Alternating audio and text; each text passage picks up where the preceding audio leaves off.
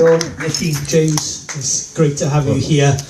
We all know that it's a big week. The 13th album has been out for just over 24 hours, just under 24 hours now, rather.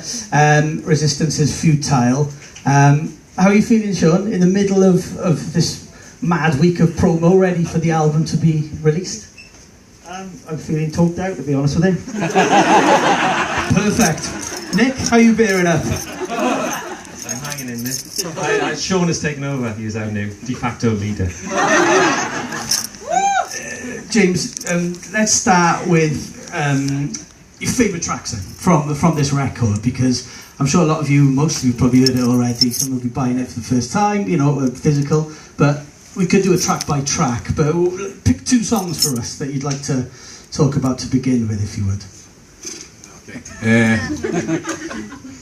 I think Hold Me Like a Heaven, probably, because it was the last song that we wrote and recorded for the record, and it was a tiny bit of a fraught process. Because me and you had a bit of a Barney Mora, didn't we? You keep talking about it, you keep sighing about it, like don't keep washing the family laundry in public. What happened? Was this when you were off to Peru? I was trying to rush him. I was rushing him. Yeah, I had a nice little sound check and just about to get into it, and it was quite tricky trying to get my mindset into it, and then he walks in, he goes, oh, and I'm like, just get out, you know, just let me get on with it, let me do my own thing, and that was it. We did it with This Is My Truth, and, you know, pretty much, yeah, usually at the end, something kicks off.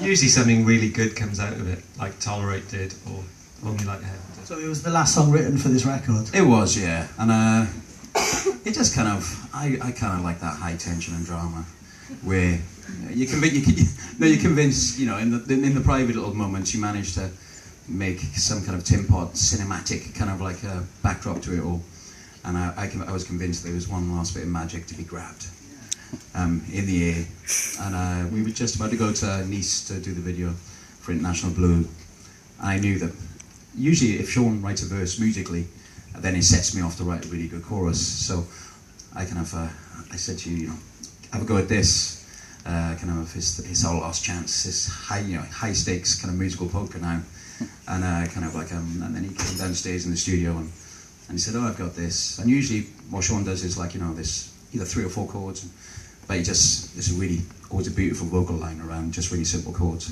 So then I had this sense of drama in my head. I was like, right, now we're off to Nice tomorrow to do a video, and I'll have a guitar, and then kind of like, you know, and I'll be looking out into the sea, and the chorus is just going to appear to me, and it's going to be like, you know, it's going to be like a shit TV movie, basically. And so we got to the airport, and I had my guitar with me, and BA had brought in this new rule that you couldn't take a guitar, kind of like on board unless you had a hard case. Woohoo!